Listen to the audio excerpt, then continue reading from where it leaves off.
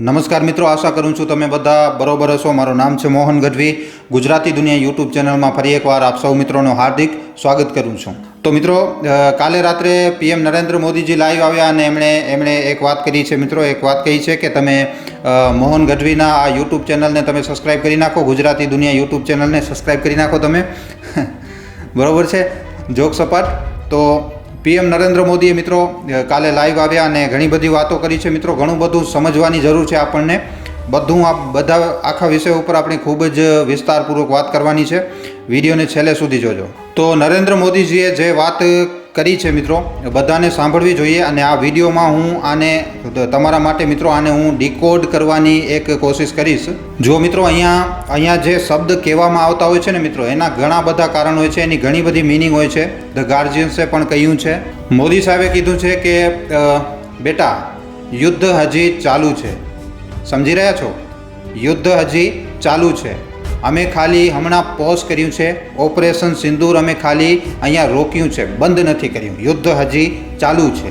તો કારણ કે હજી અમે ખતમ નથી કર્યું, તો જો તે હવે હુમલો કર્યો ને ભારત ઉપર, તો તને ખબર પડી જશે કે ભારત છે શું, ભારત દેશની પાવર શું છે, જણાવવામાં માત્ર 5 મિનિટ લાગશે। આજ બપોરના વિડીયોમાં મિત્રો મેં વાત કરી હતી કે શું કામ પાકિસ્તાને સીઝ ફાયર કર્યું છે। ઘણા બધા લોકો એમ કહે છે કે પાકિસ્તાન જે છે એ ન્યુક્લિયર હુમલો કરવાનો હતો, પણ આ વસ્તુ બરાબર સાચી નથી, બરાબર। એના ઘણા કારણો હતા। બપોરનો વિડીયો આજનો તમે જોઈ લેજો, તમે બરોબર રીતે સમજી જશો કે પાકિસ્તાને આટલો જલ્દી સીઝ ફાયર શું કામ કરી લીધો। પાકિસ્તાનની ન્યુક્લિયર સાઇટ ઉપર હુમલો થયો હતો અને એટલા માટે પાકિસ્તાન પેનિક કરી ગયો હતો, અને હવે જે છે જેમ જેમ દિવસો વીતી રહ્યા છે આ બધી વસ્તુઓ મિત્રો કન્ફર્મ થઈ રહી છે। તો આપણે મિત્રો વાત કરશું એકદમ સારી રીતે, સરળ ભાષામાં આપણે વાત કરશું આ વિડીયોમાં, તો મજા આવશે, બન્યા રહેજો વિડીયો સાથે। તો મિત્રો, કાલનું મોદીજીનો સંબોધન મિત્રો ખૂબ જ સારો લાગ્યો। અખબારોમાં આવ્યું, કાશ્મીરના અખબારોમાં આવ્યું, આખા ભારતે છાપ્યું, આખી દુનિયાના અખબારોમાં છાપવામાં આવ્યું છે મિત્રો। શું છે ને અહીંયા પહેલે તો હું તમને ટાઈમલાઈન જણાવું છું।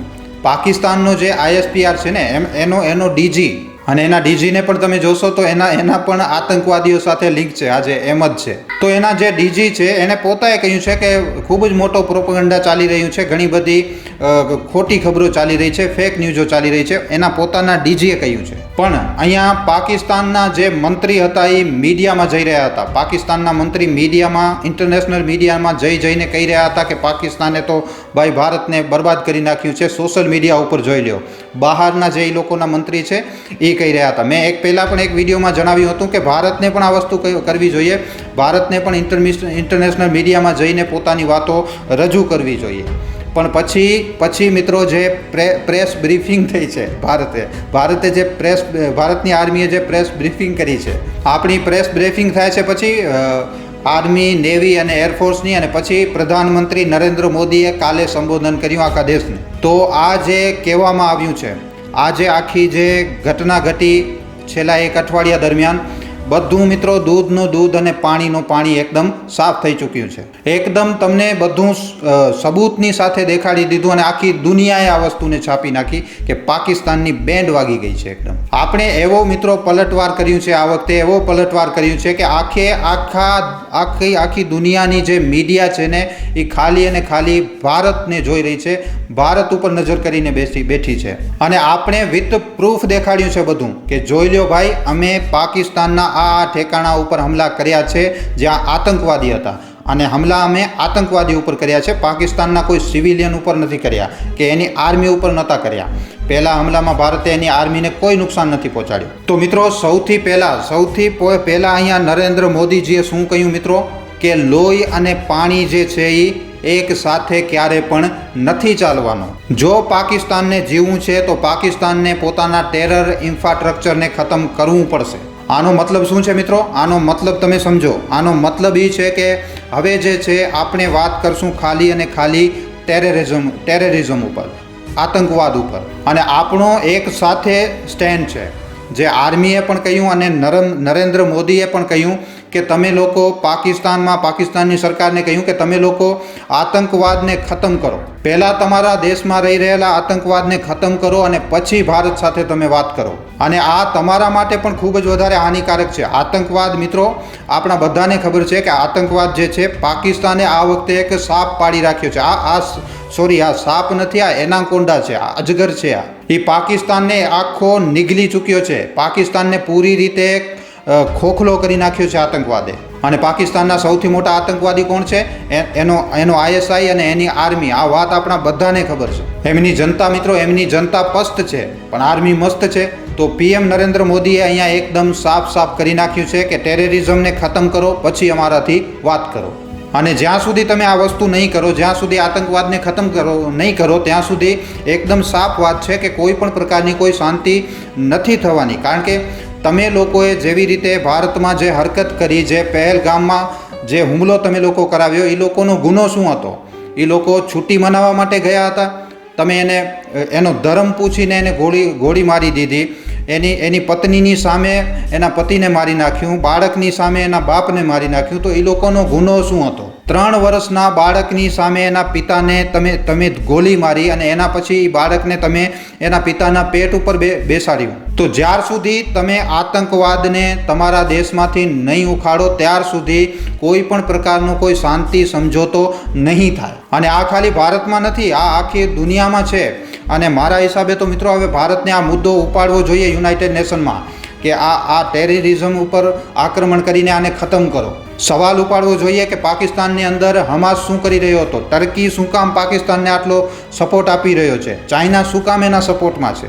ભારતને આ જેટલા પણ બધા દેશો છે ને મિત્રો, હું માનું છું કે ભારત આ જે ઘટના બની, આતંકવાદની નિંદા બધા દેશોએ કરી. પણ અહીંયા મિત્રો કોઈ પણ દેશ પાસેથી ભારતને એ સપોર્ટ ન મળ્યો આતંકવાદને ખતમ કરવાનો. આ સાચી વાત છે. દુનિયાનો પણ એવું જ છે મિત્રો. એ ભલે ગમે એ કહેશે, એ પાકિસ્તાનનો કદાચ સાથ પણ આપશે, પણ એને ખબર છે કે અંદરથી સાચો કોણ છે, તો એ ભારતનો સાથ આપશે. આનો મતલબ એવું થાય છે કે દુનિયા જે છે એ ભારતથી ડરે છે. જ્યારે તમારી અંદર પોટેન્શિયલ હોય છે તો દુનિયા તમારાથી ડરે છે, અને ભારતથી દુનિયા ડરે છે. તો બરોબર છે મિત્રો. જુઓ, હનુમાનજીથી રાવણ હંમેશા ડરતો હતો. કારણ કે રાવણને ખબર હતી કે જો હનુમાનજી પોતાની એકદમ પૂરી પાવરમાં આવી ગયા તો આ લંકાને બરબાદ કરી નાખશે. રાવણનો તો કંઈ વધશે પણ નહીં. તો એટલા માટે ક્યાંક ને ક્યાંક જે આખી દુનિયા છે ભારતથી ડરે છે, અને અંદર જ અંદર જલન પણ છે. દુનિયાને ભારતની હંમેશાથી જરૂર હતી અને જરૂર રહેશે. જો તમને બિઝનેસ કરવું છે, ટ્રેડ કરવું છે, તો ભારતની દુનિયાને હંમેશા જરૂર રહેશે. અને એટલા માટે મિત્રો, ભારત જે છે, પાકિસ્તાન શું છે બધાને ખબર છે. તો એટલા માટે ભારતને હવે આખી દુનિયાને દેખાડવું જોઈએ, આખી દુનિયા સામે કહેવું જોઈએ કે આ આતંકવાદ ક્યાંથી ઉત્પન્ન થાય છે? પાકિસ્તાનમાંથી. અને દુનિયાને કહેવું જોઈએ કે જો તમે આને કન્ટેન નહીં કરો હવે, તો હવે આ તમારા ઘરમાં પણ આવશે. તો એકદમ સાફ મેસેજ હતું નરેન્દ્ર મોદીજીનું આખી દુનિયાને. Terror and talks and trades, આ 3 વસ્તુ છે. આ 3 વસ્તુ ક્યારે પણ સાથે નથી રહી શકતી. આ એકદમ ક્લિયર મેસેજ હતો કે એક બાજુ તો તમે આતંક ફેલાવી રહ્યા છો અને પછી વાતચીત કરવા માટે કહી રહ્યા છો, અને બીજી બાજુ તમે કહી રહ્યા છો કે બિઝનેસ કરશું. શું મતલબ? સમજી શું બેઠા છે? અને મિત્રો, એના પછી જે નરેન્દ્ર મોદીજીની જે લાઈન આવે છે મિત્રો, આ એક કવિતા છે મિત્રો. આ એક કવિતા છે કે લોહી અને પાણી એક સાથે નહીં વહે. મોદીનો એકદમ સાફ મેસેજ છે કે ઇન્ડસ વોટર ટ્રીટી બંધ રહેશે. કિશનગંગા ડેમનો પાણી પણ અમે હજી બંધ કરી નાખશું. યુદ્ધ પૂરો થઈ ગયો, અસલી યુદ્ધ હવે ચાલુ થયો છે. પાકિસ્તાનમાં બુઆઈનો સમય આવી રહ્યો છે. રિપોર્ટ છે કે પાકિસ્તાનનો જે પંજાબનો જે એરિયો છે એનો ડેઝર્ટિફિકેશન ખૂબ જ ઝડપથી થઈ રહ્યો છે. ભારત એક અપર રિપેરિયન સ્ટેટ છે. નદીઓ ભારતમાંથી નીકળે છે. હવે ભારતે એકદમ ક્લિયર કરી નાખ્યું છે, જે 1960થી ન થયું એ હવે થઈ ગયું કે અમે તમારો પાણી રોકી નાખ્યું છે. બસ હવે બહુ થઈ ગયો સન્માન. આ પાણી હવે નથી મળવાનું. જોઈએ તો ટેરરિઝમને પોતાના દેશમાં ખતમ કર. પણ જો તમે લોહી વહાવશો તો પછી પાણી અને લોહી એક સાથે નહીં વહે. આ સીધો નરેન્દ્ર મોદીજીનું કહેવું છે કે ઇન્ડસ વોટર ટ્રીટી જે છે એ હજી આગામી સમય દરમિયાન પણ બંધ રહેશે. જો મિત્રો, અહીંયા તમને શું લાગે છે? ચાઇના બ્રહ્મપુત્રને રોકી નાખશે? ઇમ્પોસિબલ, એકદમ નામુમકિન વસ્તુ છે આ. સમજી રહ્યા છો મિત્રો? આ વિષયમાં આપણે બીજા કોઈ વિડીયોમાં વાત કરશું, પણ આ એકદમ ઇમ્પોસિબલ સિનારીઓ છે. એના પછી ઇન્ડસ વોટર ટ્રીટીને જે અહીંયા કહ્યું છે કે હવે પાકિસ્તાનને પાણી અમે નથી આપવાના. તો મિત્રો હું જણાવી તો રહ્યો છું, અસલી યુદ્ધ જે છે એ હવે ચાલુ થયું છે. ઇકોનોમિક રીતે જે યુદ્ધ છે એ હવે ચાલુ થવાનું છે, અને પાકિસ્તાનની અસલી બેન્ડ તો હજી હવે વાગવાની બાકી છે. આ જે સીઝ ફાયર થયું આ ભારતના એકદમ ફેવરમાં રહ્યું છે. સીઝ ફાયર મિત્રો, આપણે જે કરવાનું હતું આપણે કરી નાખ્યું છે. પાકિસ્તાનમાં આપણે તબાહી મચાવી નાખી છે. પછી આ સીઝ ફાયર જે થયું છે આપણા ફેવરમાં જ છે. હું ફરીવાર કહી રહ્યો છું, અને આપણી આર્મીએ કહ્યું છે મિત્રો કે અમારો જે મોટિવ હતો એ પાકિસ્તાનના કોઈ નાગરિકને મારવાનો નહોતો, ટેરરિઝમને ત્યાં ખતમ કરવાનો હતો, અને ત્યાં જ સ્ટ્રાઇક કરવામાં આવી છે. ટેરરિઝમના અડ્ડાઓને ધ્વસ્ત કરી નાખવામાં આવ્યું છે. એના પછી બીજી રાત્રે પાકિસ્તાને ભારતના સિવિલિયન્સ ઉપર અટેક કરવાની કોશિશ કરી, જેને ભારતે ડિફેન્ડ કર્યું સારી રીતે. એકદમ સાફ અને ક્લિયર વાત છે કે અમે ક્યારે કહ્યું જ નથી કે અમને યુદ્ધમાં જવું છે. યુદ્ધમાં જવાના હાલત જે છે એ પાકિસ્તાને ઊભા કર્યા. આપણે તો ખાલી એમ જ કહ્યું હતું કે આપણે આતંકવાદને મારશું અને આતંકવાદને અમે એકદમ નસ્તે નાબૂદ કરી નાખશું, અને એના માટે જો યુદ્ધમાં કૂદવું પડ્યું તો યુદ્ધમાં પણ કૂદશું.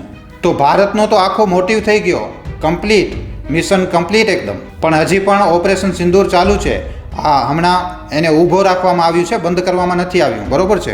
એના પછી હવે તમે જુઓ મિત્રો, એના પછી આ ન્યુક્લિયર બ્લેકમેલ. અહીંયા જુઓ, પાકિસ્તાન ક્યારે પણ ભારત સામે સીધો યુદ્ધ નથી જીતી શકતો, અને હવે તો વધારે મુશ્કેલ થઈ ગયું છે. જુઓ, હવે બલુચિસ્તાને એકદમ ઓપન સપોર્ટ માંગ્યું છે કે તમે ભારતને કહ્યું છે તમે અમને હથિયાર આપો, અને 2 મહિનાની અંદર બલુચિસ્તાન આઝાદ થઈ જશે. પાકિસ્તાનની 51 લોકેશન ઉપર 51 જગ્યાઓ ઉપર હુમલો કર્યો છે. ભારતથી કહ્યું અમને બંદૂક આપો, હથિયાર આપો, 2 મહિનાની અંદર બલુચિસ્તાન આઝાદ થઈ જશે. અને ભારતને આ કરવું જોઈએ. ભારતને હવે કોવર્ડ ઓપરેશન કરાવવા પડશે પાકિસ્તાનમાં. ખ્વાદા પખ્તુનવામાં કરાવો, સિંધમાં કરાવો, બલુચિસ્તાનમાં કરાવો, POKમાં કરાવો. અને PM નરેન્દ્ર મોદીજીએ કહ્યું છે કે આ સર્જિકલ સ્ટ્રાઇક 2016 પછી, એર સ્ટ્રાઇક પુલવામા અટેક 2019 પછી આ જે ઓપરેશન સિંદૂર કરવામાં આવ્યું, આ જે છે હવે ભારતે એક નવો અધ્યાય ચાલુ કર્યો છે કે આતંકવાદને અમે નથી છોડવાના. અને મિત્રો અહીંયા તમે એક વાત માનજો મિત્રો, જો આવનારા 2-3 મહિનામાં 4 મહિનામાં જો જે ભારતની જે ન્યુક્લિયર પોલિસી છે એ બદલી જાય, મતલબ કે ભારતનું એવું છે ને કે ભારત ક્યારે પણ પહેલાં અટેક નહીં કરે, ન્યુક્લિયરથી પહેલાં નહીં મારે, આ બદલી પણ શકે છે. તમે નો ફર્સ્ટ યુઝને તમે છોડો, નોને હટાવો, ફર્સ્ટ યુઝ. અને એના પછી પાકિસ્તાનને જે પૈસા મળી રહ્યા છે ને, કારણ કે એક ન્યુક્લિયર વેપનને ડેવલપ કરવામાં ખૂબ જ વધારે પૈસા લાગે છે. કંઈ જેવી તેવી વસ્તુ નથી. ઘણી બધી એનર્જી રિસોર્સિસ રહે છે. આખો પાકિસ્તાન એ ડરના માહોલમાં રહેશે કે ભાઈ યાર આ ભારત ક્યાંક ન્યુક્લિયર હુમલો ન કરી નાખે, અને એટલા માટે અમે અમારા ન્યુક્લિયર વેપન જે છે એને રેડી રાખીએ. પણ આવું ક્યારે પણ નહીં થાય મિત્રો, કારણ કે ખબર છે અમેરિકાને કે પાકિસ્તાનની કોઈ ઓકાત નથી. તો કહ્યું છે કે હવે અમે લગાતાર રિટાલિએટ કરશું અને ટેરરિઝમને ખતમ કરશું. અને કહ્યું છે કે જે પણ આતંકવાદીઓના ઠેકાણા છે, જે ન્યુક્લિયર ધમકીઓ આપે છે કે અમે ન્યુક્લિયર અટેક કરી નાખશું. કારણ કે જુઓ, કન્વિક્શન વોરમાં તો પાકિસ્તાન ભારતને ક્યારે પણ નથી હરાવી શકતો, તો આની પાસે ઓપ્શન ખાલી ન્યુક્લિયર ધમકી આપવાનું જ છે, જે આ નથી કરી શકતો. એને હજી સુધી એમ હતું કે અમે ગમે એમ કરીશું, અમે ગમે તે વસ્તુ કરીશું ભારતમાં, અને ભારત અમારા ઉપર હુમલો નહીં કરે. પણ હવે શું થયું છે કે હવે આના પછી ભારતે એ બાઉન્ડ્રી જ એકદમ ક્રોસ કરી નાખી છે. ભારતે શું કર્યું? ભારતે પાકિસ્તાનના ન્યુક્લિયર ઠેકાણાઓને માર્યું છે મિત્રો. એના ન્યુક્લિયર ઠેકાણા ઉપર અટેક કર્યું, બ્રહ્મોસ નાખી દીધી. તો પાકિસ્તાન માટે આ ખૂબ જ મોટી ટેન્શન છે કે તમે જે આ ન્યુક્લિયર હુમલાની જે ધમકી આપો છો ને, એનાથી પહેલાં અમે તમારા ન્યુક્લિયરના ઠેકાણાને પણ ઉડાડી શકીએ છીએ. પહેલાં તો તમે આતંકી હુમલો કરો છો અને પછી કહો છો કે ભારત કાંઈ કરશે તો અમે ન્યુક્લિયર બોમ્બ મારી દેશું. તો હવે આ નથી ચાલવાનું. એનાથી પહેલાં અમે તમારા ન્યુક્લિયર ઠેકાણા ઉડાડી નાખશું. અને મોદીજીએ તો કહ્યું છે મિત્રો કે જો ફરીવાર એવું થાય છે, એમણે એકદમ ચોખ્ખું કહ્યું છે કે આપણે હજી બેટલમાં જ છીએ. આ યુદ્ધ ભલે હમણાં શાંત છે, પણ આમ યુદ્ધ જ છે હજી પણ. જો પાકિસ્તાન બીજી કોઈ પણ આવી નાપાક હરકત કરશે તો ઓપરેશન સિંદૂર પાછો ચાલુ થઈ જશે. આમાં કોઈ પણ હવે મોડો નથી થવાનું. પાકિસ્તાનની બરબાદી એકદમ હવે નક્કી છે. ઓપરેશન સિંદૂરને અમે ખાલી હમણાં પોઝ કર્યું છે, ખાલી એને ખતમ નથી કર્યું હજી. ઓપરેશન સિંદૂર હજી પણ ચાલુ જ છે. એના પછી મિત્રો અહીંયા જે આતંકવાદીઓ આવ્યા, જે આતંકવાદીઓ હતા, એણે લોકોના રિલિજન પૂછ્યું, ધર્મ પૂછીને માર્યું મિત્રો. બાળકો સામે પિતાને ગોલી મારી, પતિને ગોલી મારી એની પત્નીની સામે. તો આવું બધી વસ્તુઓ કરી પહેલગામમાં. તો આ જે આ હરકત કરવામાં આવી છે, આ ભારત જે હમણાં ઝડપથી વિકાસની પ્રગતિ ઉપર જઈ રહ્યો છે, વિકાસના રસ્તે ભારત ચડી ચૂક્યો છે, તો આને બેસિકલી આને તોડવાની એક કોશિશ હતી કે ભારતમાં હિન્દુ અને મુસલમાન દંગા થઈ જાય અને ભારત જે છે એ બેકફૂટ ઉપર આવી જાય. પણ પાકિસ્તાને આ જે હરકત કરી, આ પાકિસ્તાન ઉપર એકદમ ઊંધી પડી છે. હવે પાકિસ્તાનને એકદમ ભયંકર લોસ થયું છે મિત્રો. પાકિસ્તાન ઉપર આ એટલું બેકફાયર કરી ગયું છે કે એનો જે લોસ છે એ ખૂબ જ વધારે છે. હવે 4 દિવસ પછી અહીંયા TRFને સમજમાં આવી ગયું કે ભાઈ આ તો મોટી પ્રોબ્લેમ છે. અમે વિચારીને જે કર્યું હતું એ વસ્તુ તો થઈ નથી રહી, આ તો અમારા ઉપર ઊંધું પડ્યું છે એકદમ. તો આ પૂરી રીતે બેકફાયર કરી ગયો. પાકિસ્તાનનો એક પણ મોટિવ અહીંયા પૂરો નથી થયો અને ઉપરથી પાકિસ્તાનનો આ હમલા દરમિયાન એટલો મોટો લોસ્ટ થયો છે કે અને પાકિસ્તાનની આખી દુનિયામાં થૂથું થઈ છે. પણ મિત્રો અહીંયા એક વસ્તુ અહીંયા આપણને ચિંતા કરાવે એવી છે.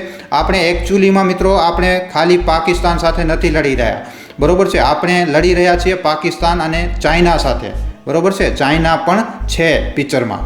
ચાઇનાએ પાકિસ્તાનને સેટેલાઇટનું એક્સેસ આપ્યું છે.